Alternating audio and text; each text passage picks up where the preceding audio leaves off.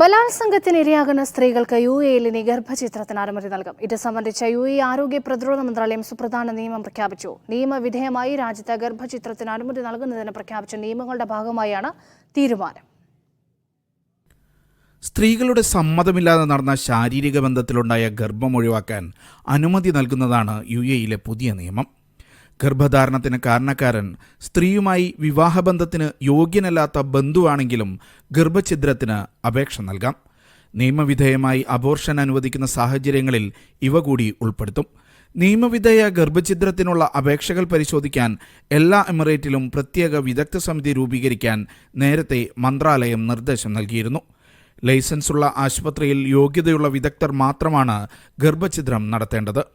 ഗർഭാവസ്ഥ 120 ദിവസം പിന്നിട്ടാൽ അബോർഷൻ അനുവദിക്കില്ല. ഗർഭഛിദ്രം ഗർഭിണിയുടെ ജീവൻ അപകടത്തിലാക്കുമെങ്കിലും അനുമതി ലഭിക്കില്ല. ജീവാഭയം ഭയപ്പെടുന്ന അടിയന്തര ഘട്ടങ്ങളിൽ ഭർത്താവിൻ്റെ അനുമതിയില്ലാതെ സ്ത്രീകൾക്ക് ഗർഭം അലസിപ്പിക്കാൻ അനുമതി നൽകുന്ന നിയമം ഒക്ടോബറിൽ UAE പ്രഖ്യാപിച്ചിരുന്നു. Media 1 Abu Dhabi.